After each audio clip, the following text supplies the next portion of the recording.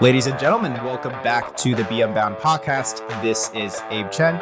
And I am David Rethemeyer. Today, we are joined by Jonathan Dagerath and Joshua Shi, two good friends with the Unbound community, but also very interestingly, we are talking about owning businesses, being entrepreneurs today. Welcome, guys, to the show. I'm very excited today because this is the first of a series that we're doing on the podcast where we want to meet real Unbounders who are doing real work. The whole point of what we do for college a lot of times is to give us the opportunity to go out to work, to experience things, and to do real life and try things. So I want to hear from you guys. And Jonathan, tell us a little bit about yourself, what you do. Yeah, so my name's Jonathan Dagerath. I graduated from Unbound when it was called College Plus. I graduated when it was called Merit, and now I'm doing here with you guys when it was called Unbound. I graduated with my undergrad in organizational leadership in 2014, and then graduated with a master's degree in nonprofit management in 2018, and then in 2020. Kind of had this self-taught course around digital marketing, or like taught myself how to do digital marketing. And now part of what I do is I help businesses bring in clients and then turn them into really excited buyers within like 3 to 5 days, using challenges as a method to do that. And also I'm leading a digital marketing group for a land developing company here in San Antonio, Texas, which is where I'm from. San Antonio. Very cool and very unbound, just doing a bunch of things. Joshi, good friend, but tell us about how you got started with business. Definitely. Well, I'm Josh, graduated from Unbound 2017. I walked in 2016 to think I was going to graduate by the end of the year, but ended up being right before Apex of 2017 because I was like, I can't show up at Apex and not be done. And so I had to finish. It was literally the day before I finished my last class. Got into business. So actually after kind of the coaching switch with Merit at the time, me and a couple other coaches decided to get together and to start our own business because that was what we were passionate about. That kind of turned into Apex Generation Leadership, or AGL. So picked up, moved across the country from Massachusetts to Colorado in an $800 car I bought off of auction. And that shifted super hard, very hard into two. Did not have heat in the middle and drove in the middle of January. So it was definitely the adventure. Right now, I kind of stepped away from that company. I sit on their board, went into public policy for a couple of years, and now I'm kind of doing my own thing, working in the mortgage industry. So with primary residential mortgage, and then also working on building up a real estate portfolio. So just closed my first deal this year. Very cool. Going into a little bit with entrepreneurship, tell us a little bit more about what got you started, what got you interested. Is this something that you've always wanted to do? My story with entrepreneurship is I never thought I would be an entrepreneur. I never wanted to be one. And in fact, when I was going through Unbound, I took an intro to entrepreneurship course, thinking like, this is how I'm going to test the waters. It was miserable. It was the only C that I got. And I was so glad just to get a C. And so I was like, man, entrepreneurship is not for me. I don't want to get into it.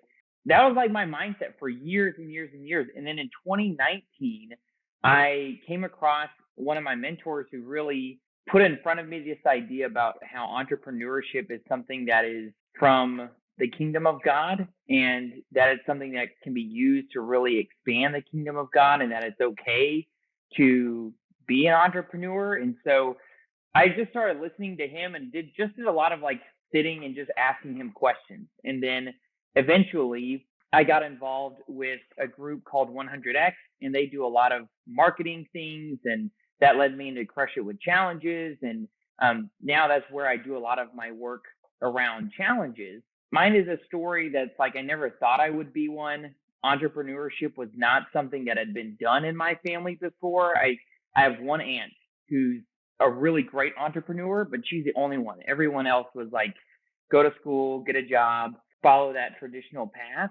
God was just working on my heart over the last like 2 or 3 years, and just kind of brought me along the path of entrepreneurship to now I'm at the point like I love entrepreneurship and I think it's great. I think everyone has a bit of entrepreneurship in them just because entrepreneurship is really just problem solving and being creative. That happens everywhere. So entrepreneurship is not a job title as much as it is like a mindset that you can bring anywhere you go.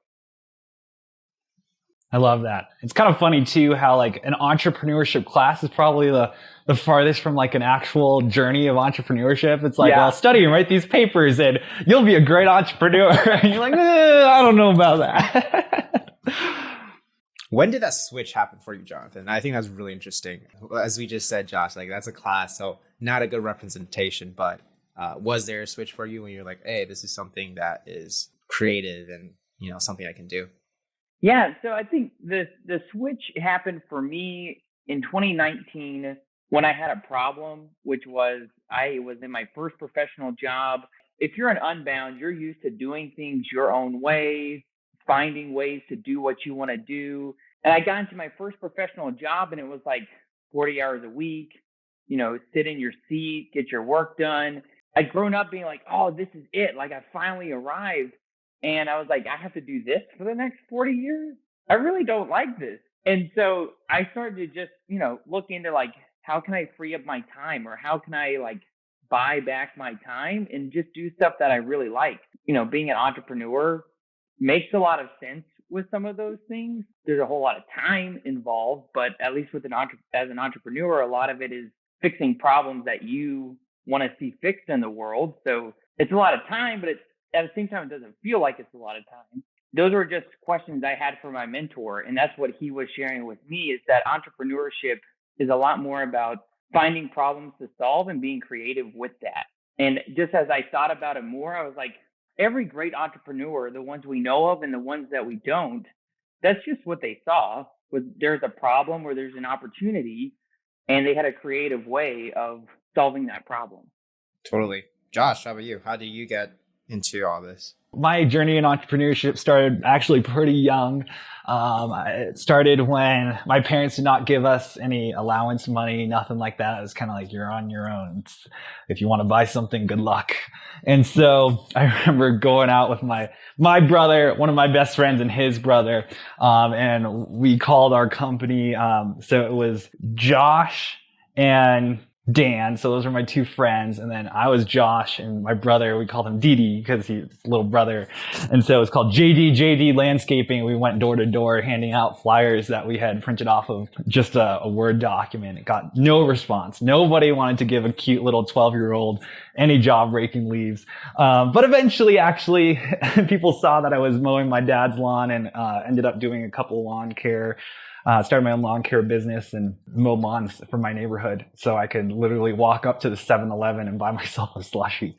And so ever since then, it's kind of been, and it has been a journey. And this is, realize that this is what I love. This is what I wanted to do, mostly because I would see my other buddies at that time. Because once I ended up in high school, I did this through high school, college, helped pay my way through Unbound. Actually, was a lot of this stuff.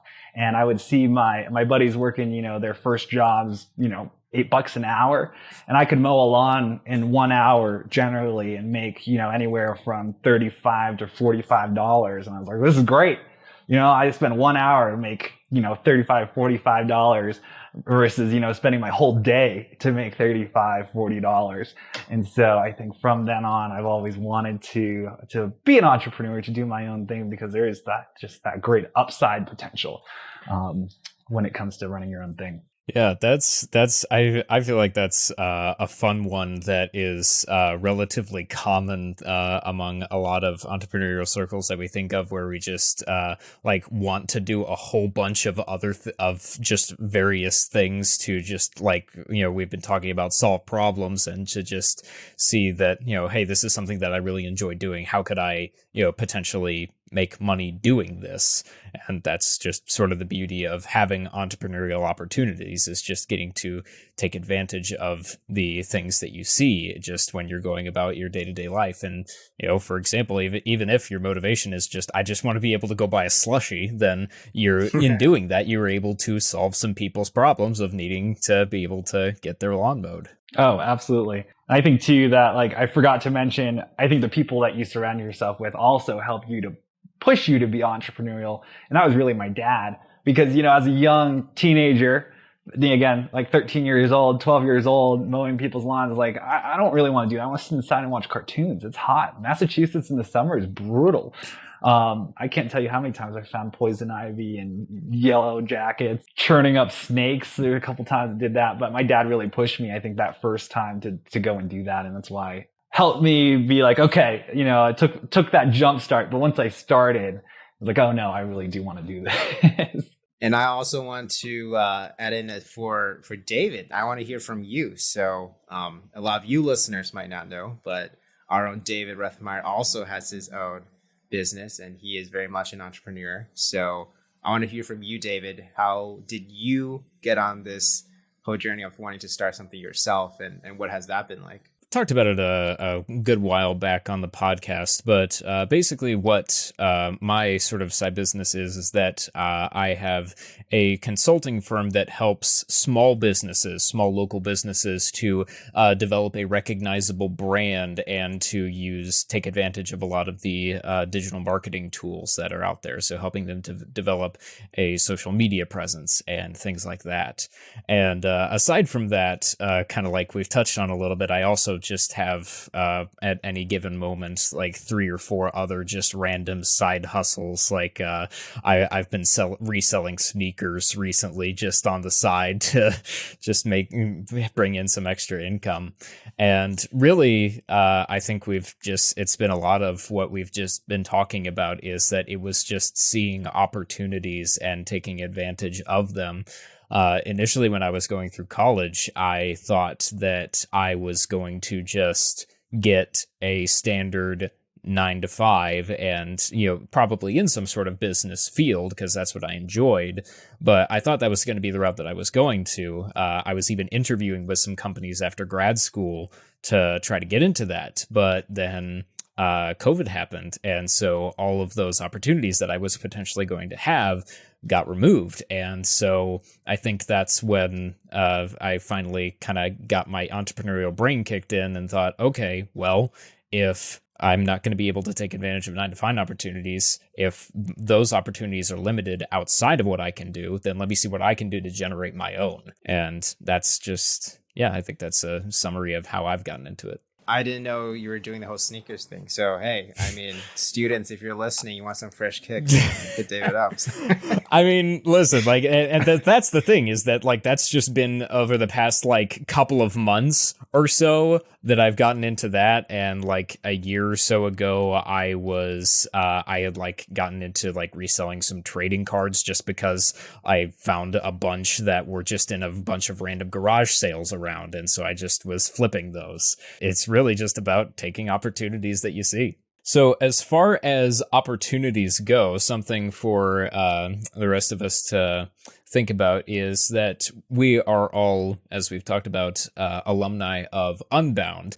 And how do you guys think that being an Unbound alumni, going through a very, very unique education program for college, how do you think that uniquely equipped you to be able to take advantage of some of the entrepreneurial opportunities that you have found yourself pursuing? I think 2 things. So the first ever, actually, where Jonathan and I met was one of the leadership courses.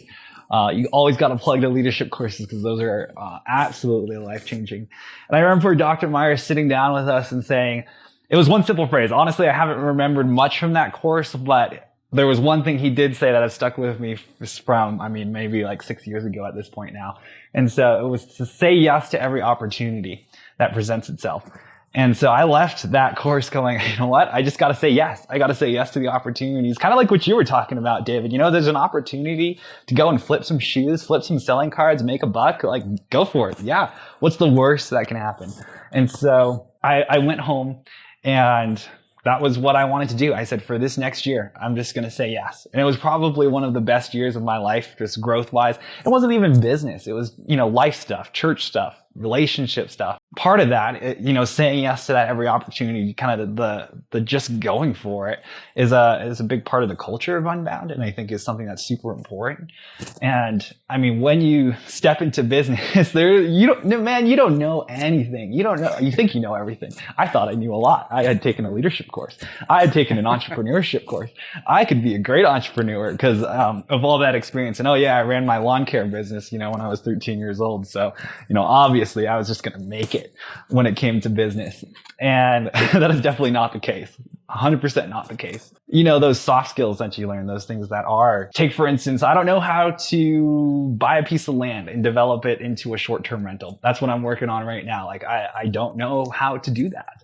I don't know what it looks like to develop land. I don't know any builders. I don't know how to finance a construction loan. However, I can figure it out. Right? We can make it happen. I have Google, I have the internet, I have a wealth of people that I can ask, and I can make that happen. And so I think that, again, just the culture of Unbound, kind of the way that we did education of, hey, I didn't know how to teach myself half the classes that I worked on.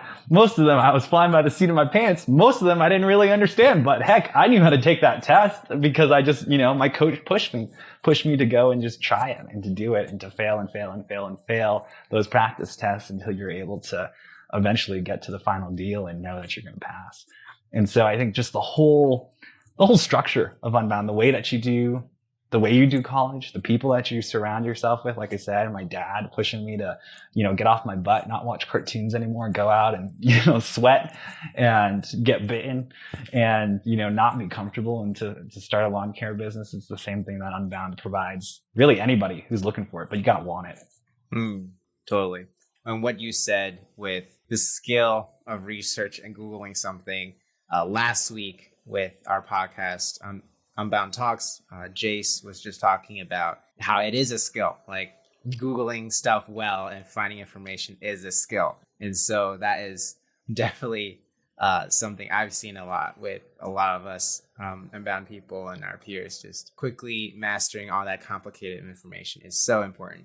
To add what Josh said, which is all really great, I think one of the biggest things that Unbound helps you do is you learn how to learn. I mean, just like that goes into the knowing how to you Google things. It's funny to me how, there's a lot of talk about, are you going the extra mile with what you're doing in your business or for your customers? And honestly, like, going the extra mile doesn't require a whole lot extra. Can you go the next 100 yards? Because then, like, nobody's around. But learning how to learn is a huge skill. And like what Josh said, like, when I was going through College Plus, we took a lot of CLEP exams. So I was teaching myself how to, intro to psychology and intro to sociology and all of those things. And so I learned how to go find information and not get stuck. The other great emphasis that I see now in Unbound that Jonathan has done a great job with is just an emphasis on building a skill set. Because I think that's one of the most important things we can be doing in Unbound and as like recent Unbound alumni is just focus on building a skill set. Like, you find the things that you're passionate about, the problems you want to solve, and then you just start figuring out what are the different skill sets that those people need. Like, for me and the stuff I'm doing, like, one, there's a digital marketing skill set of just knowing how do you put together ads well for Facebook and Google for land developing.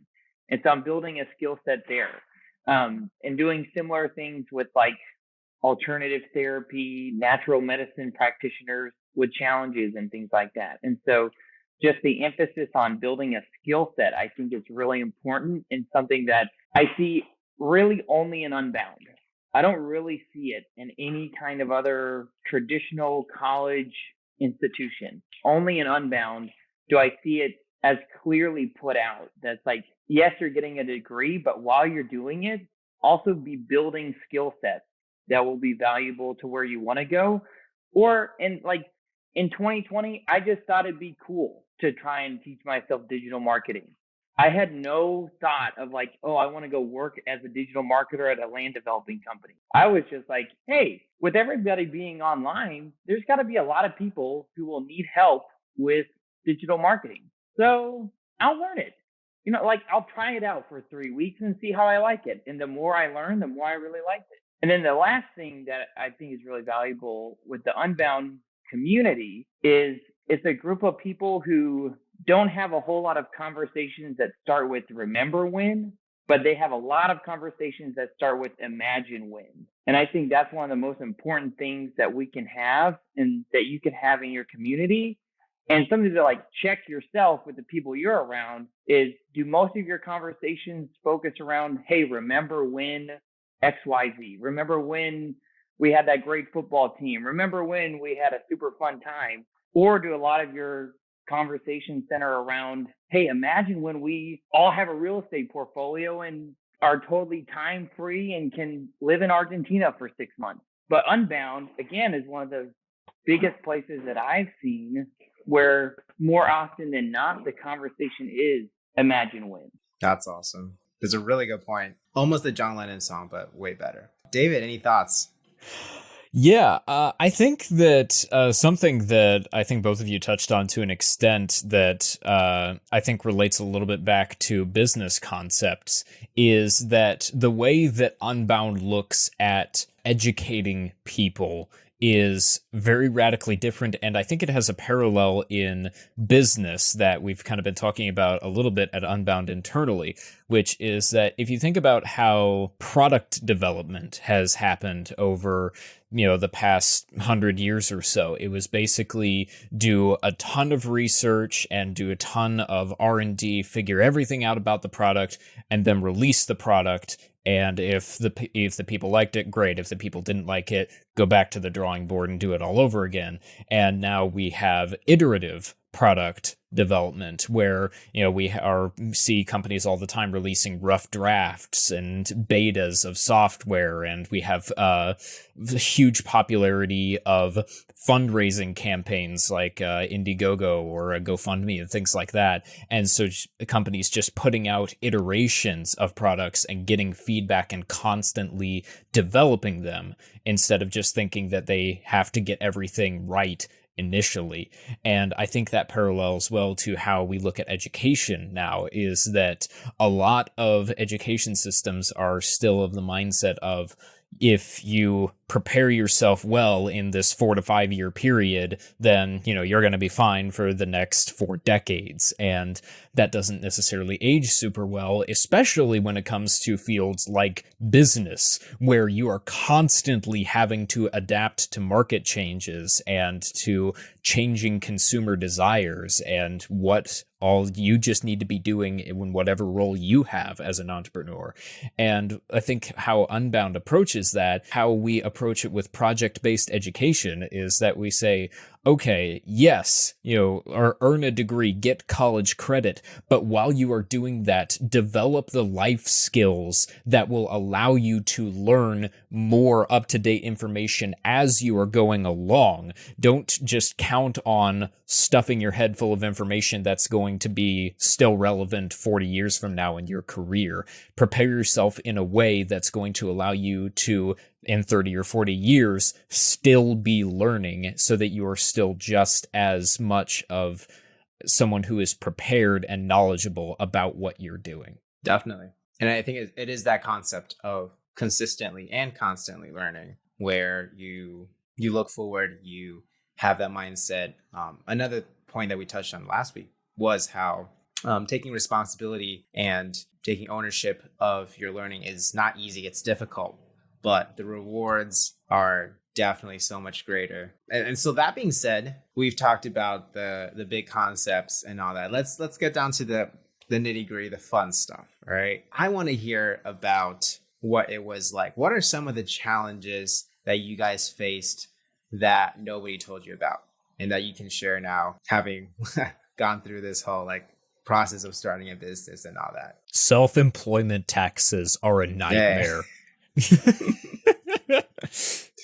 I can imagine. Definitely true. Hire a CPA if you aren't an accounting major. Mm-hmm. Hire a CPA. They're worth so much more than what you pay them. Don't tell my CPA that.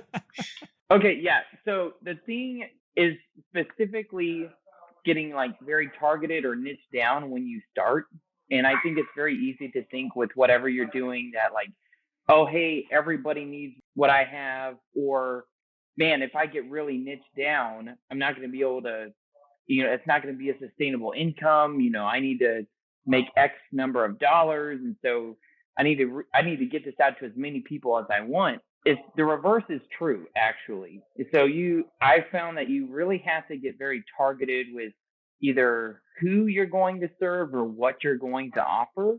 And then that's not where you stay forever, but it gets you a foothold. And it's like when you're rock climbing, like I've seen, like you see people who do professional rock climbing.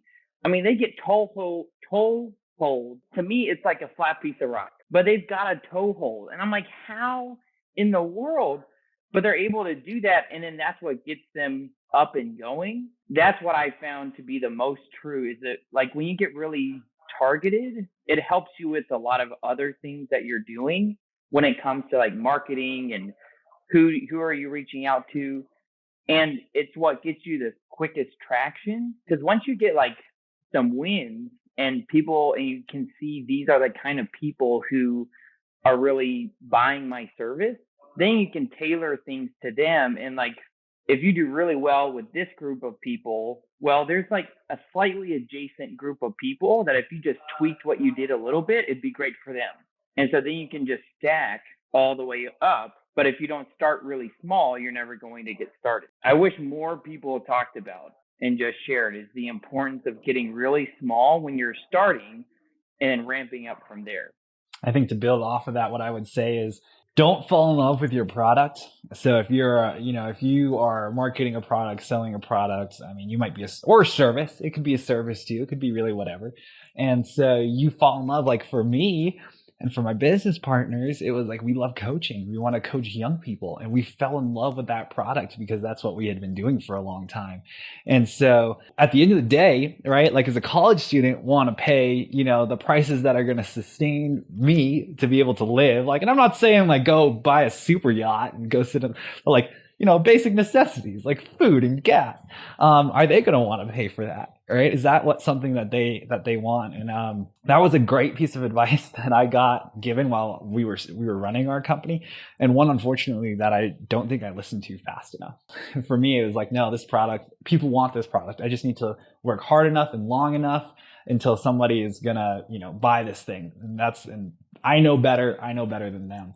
And in certain small use cases, that's definitely true. Like you can make that happen. But I think the large majority of the time is you want to kind of backtrack that, look at the world and say, hey, where are the issues? What do I need? What do these people need? How can I solve, like David was saying, how Jonathan was saying, how do I solve this problem? It's problem solving. You got to solve a problem. The problem doesn't exist, or the people don't think that the problem exists. You're running into some issues. And so, yeah, I mean, this guy was from right at the beginning, it was the Harvard incubator program. Some friend had, so all the Harvard businesses go to this incubator, and he was one of their coaches to help them. And that was the first piece of advice that I ever gotten right in the early stages of our business. And for me, no, I got this. We're going to stay with our product because I know people like this. I think that's a great point, because it's like you can look for what problem do you want to solve? And I think that's a good way of looking at it, is like, what problems do you want to solve? And then, especially if you're getting started, you also look for who's willing to pay the most for this. And then you start serving them first. They may not be the people who quote unquote need it the most, but for you, like what Josh said, not so you can go buy a super yacht, but just so you can like buy food, have a good home, like all these things. Target those people first who are willing to pay the most for what you want. And then from there, you can go down the ladder, or just, give it away for free to college kids, just because you really like to help college kids or something like that. But if you try to give it away free to college kids first, you will end up resenting them, because you're giving them a great service. They're getting breakthrough, but you're struggling with your bills. You can't buy food. You're upset with where you are financially. None of that. You're not going to serve anybody in that point. Market to the people who will pay the most for what you have. Mm-hmm. Yeah, that actually brings to mind a quote that I have written down from a marketer who I follow and am a very big fan of, by the name of Seth Godin, who in a book about marketing says, "Not everyone will be interested, but if you do your job right, enough people will. And that's the lock and key. You're not running around grabbing every conceivable lock to try out your key. Instead, you're finding the people, the lock, and since you're curious about their dreams and desires, you will create a key just for them. And that's sort of the whole key of going out and trying to find the problems to solve, is that I think that it's very, very easy, and I know that this has been my experience a lot of the time, to say, well, I have the perfect solution, and what I can do, what I can offer is great. Why don't you guys want this? And because it was on focusing on the key before the lock. And what I needed to understand more was that I needed to go to the people who had the needs first and to truly understand their needs, and then develop what I could offer them based off of that. And that requires a lot of adaptation. So it's challenging. And it also just requires a lot of humility to be able to say, okay, all right, maybe, this thing that I initially wanted to do isn't exactly the right fit, and I might have to make some changes that aren't comfortable, or do some things that, just are a little bit outside of my typical skill set. But ultimately, that's, if you're looking to create a sustainable business, it's a necessity. So I guess going off of that a little bit, another question that I have for you guys, a little bit of one of those fun theoretical questions, is that looking back on your journey as entrepreneurs, do you think that there's anything that you would have done differently if you had the opportunity to go back and do something particularly differently? Would you take that opportunity? I think the first thing that I would say is get a job, actually. If I were to go back and do things differently, I would not be so scared just to get a 9-to-5 job. And it's kind of shocking, right? Like, this is an entrepreneurship podcast. What are you saying? This is what are you talking about? This is about not getting a job and living the free life and going to Argentina, like Jonathan said, for 6 months at a time, and, living your best life. But, okay, so when I stopped doing my business, the first business that I started, and worked in public policy for 3 years, working that job, I mean, I wouldn't say it taught me more, but it taught me different skills. And also, I think you don't discount the stuff that you'll learn, the skills that you will learn in that type of job, and how, financially it can really set you up to then go and launch off that platform. Right. And so just like with Unbound, hey, you gotta start in, with your club test. You gotta start with those little things, and that will launch you off to be able to live, your life debt free. The same thing is like, hey, you know what? Build up your little nest egg, because it takes capital. It takes capital to start a business. You gotta spend money. You gotta spend money to make money, and you gotta spend a lot of it. And if you don't have any money, it's not going to work. If you can't do advertising, if you can't hire out a virtual assistant, if you can't hire somebody to go and do your thousands of sales calls every week, you're not going to make any money. And that's kind of what I learned, is that, you got to have those reserves to be able to start a business. It gives you a better chance. It's not a guarantee, but it'll give you a better chance. And not only that, at least in my job, what we did a lot was make political cold calls. Right. So let's just call random numbers all throughout the week, 5 hours a week, well, more like 5 hours a day, and just talk to random people about politics. And let me tell you, that skill is priceless. I would not give that experience for anything, because now when I'm going to go and make sales calls, you know what? There's nothing worse than try to talk to a random stranger about politics. I'm selling them something that they actually potentially might want and actually might need. Nobody, okay, I won't say nobody, but very, very, very, very few people want to talk to a random stranger about politics who wants to tell them how to vote. And so for me, I would say, if I were to look back, don't be afraid. Go get a job, even if it's for a little while. Don't get trapped. Don't get safe. But go get a job. Such a good point, because it's also about the experience, and from a different perspective, something that my old pastor and mentor would always say to me was that if you want to do ministry, or really any role, I mean, if you're in the film world, you want to be a filmmaker, you have to have experience to know what you're doing. And I can only imagine, especially for business, you need to also go out there and sometimes experience life and the 9 to 5 so that, like you say, you can build up capital, but also build up that experience of what the corporate world's like and all these different things. And you figure out too, like, what is good leadership? What is bad leadership? You know, if Yes. you work for, hey, go work for a great company, go work for a Google or Facebook or whatever, you know, a big tech company, or even just one that's locally doing really well for you, because there's a reason why they got that big, and you can learn something. Yeah. I know for a fact myself, I worked for a few companies that weren't that great. And that was extremely educational because, you know, I learned leadership by seeing how if you don't take care of certain things, that doesn't work. And so I can totally see that applying to just businesses and how you would run your own business as well. To echo what Josh said, I would 100% say that I wish I had known at the beginning that entrepreneurship is just way more of a mindset than like a job title. So you can be an entrepreneur anywhere and everywhere, in that, especially when you're starting out. Like in this case, for me, like I really like digital marketing, and now I have a job doing digital marketing. So I'm not technically an entrepreneur, but I'm still building my skill set in digital marketing, still learning about that, staying in the game. And then on the side, I have my own thing that is my business that I'm looking to continue growing. But by having a job, I don't have as much time as it when I was full-time, or if I was full-time with it. But I have some more flexibility and freedom to be able to try out new things and learn about my audience without the pressure of, man, I've got to make a sale. I've got to get somebody to sign up, because if they don't, then I can't pay my rent this month. And for some people, they're motivated by that fear or that anxiety, like they need that push.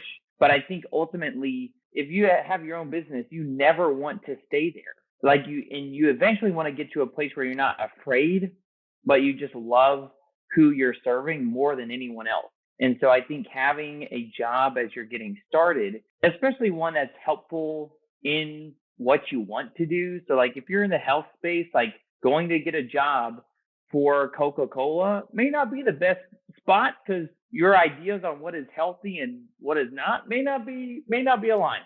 If you're in health, then like go get a job, even if it's just like as an office manager or something like that at a doctor's office or something like that can be helpful, because then you're around those kind of people and you can start figuring out what are their problems. And then you just figure out how to solve those. And then before you know it, you've got a business and you're an entrepreneur. Ultimately, really not that complicated. It's kind of not that hard. You just have to stick with it. Be willing to know that if 1 out of the 70 times I try this works, it's worth it to go through the other 69 or the other 99 to make it work. Yeah, that's a really good point, is just to try to start small and to realize that not every successful business venture has to start by going and pitching to a bunch of investors and getting a ton of funding and then, like having a huge presence where you're doing like a ton of like content marketing and all of this stuff. And that's something that I think that if I had the chance to go back, I probably might do a little bit differently, is that I think I tried to accelerate a little bit faster than I realistically probably should have. Part of that is I think that this is a pitfall that pretty much every entrepreneur and I think just about every young professional runs into. And it's something called, I believe I might mispronounce this, the Dunning-Kruger Effect, where basically if someone is getting into a particular field or area of study, the people who are the beginners are the ones who are most likely to feel like they are the experts and they want to be out there teaching it because they're just getting into it. They're learning all of this brand new information and they're excited about it. However, they're all most likely usually, beginners, and they're not nearly as qualified.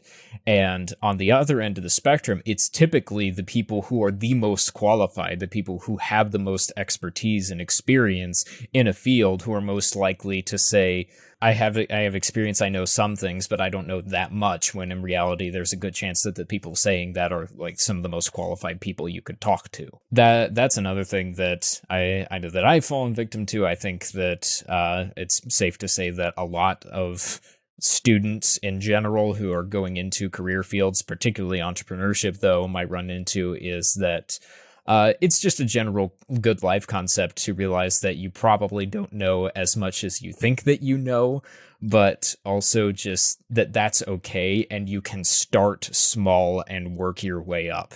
Entrepreneurship doesn't have to be something that is a full-time job that you have to immediately put all of your time and effort to. If you have a bunch of garage sales in your neighborhood and a bunch of them are selling old trading cards or sneakers, you start reselling stuff. You just take the opportunities that you can, do what you have the time and ability and financial freedom to do, and you just go from there. Yeah, I love what you said there right at the end, David, because it reminded me like entrepreneurship ultimately is just a skill set. It's a skill set around being able to see problems, being able to know how to solve them or know the people who can, and being able to provide value to people.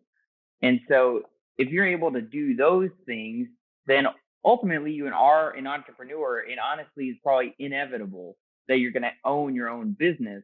There's a lot of people who are entrepreneurs who don't own their own businesses, and there are a lot of people who own their own businesses who aren't entrepreneurs. Like, you can set up your own LLC in like a couple hours, maybe an hour on Zoom.com and own your own business. But it's like what David said, it's a skill set that you develop by just starting small and finding the garage sales in your neighborhood. And Gary Vaynerchuk calls that garage sailing and stuff like that. And so like there's stuff that you can do to build up that entrepreneurial muscle that then makes it inevitable that you'll have your own business. If you start with it as like, oh, that's a job that I have as an entrepreneur, you're never going to get there. But it's a skill set that you grow. That's such a good point. You just need to be willing to grow. And it reminds me of another thing that we touch on in Unbound with students is the willingness and ability to fail and just to learn as much as possible. As we wrap up this episode, if I can hear from each one of you guys, what is one thing that you would say to the younger entrepreneurs and aspiring business owners in Unbound right now who want to start their own business, are working on that, or are just considering it? What is one thing that you would leave with them? We'll start with Josh. Say yes. Like we started the podcast at the top with the words of Dr. Myers. Say yes to every opportunity that presents itself. I think if you say yes, man, all those things that we talked about, whether it's the mindset, whether it's the skill set that you learn, really all of it, right? You're gonna figure it out, but you got to say yes. You got to show up, right? If you don't show up, nothing's gonna happen. And so for all those entrepreneurs out there, I know there's a lot of you, because this is Unbound. Let's be real here. Show up for your business. Show up for yourself. I think, if you want to do this, make that promise to yourself and don't give up on it. And that's all I got. So my last piece of advice, just like what Josh said, just say yes to as many opportunities as you can. Because when we're starting off, it just really matters how many reps are you getting in? How many times are you stepping up to the plate to take a swing? Because we don't know enough. As great as Navigate is in helping you understand like who you are and things like that, you actually don't know who you are and what you want until you actually go do something. And I've learned way more from the things that I thought were cool and then found out real quick. And I'm talking like a couple weeks, 4 weeks max, whether or not I wanted to keep doing it. So that's really what matters. And then if you're already an entrepreneur, already have something that you're looking to sell, I would say read up as much as you can on direct response marketing, because that's really what matters. It doesn't matter what your logo is or what your branding is, in my opinion. It doesn't matter what all those things are, because nobody knows who you are. What matters more is, are you getting a response from people for what you're offering? And if you're not getting a response, that's telling you something. So look up as much as you can and learn as much as you can around direct response marketing, because that's what I found out real quick. This is not a build it, they will come business.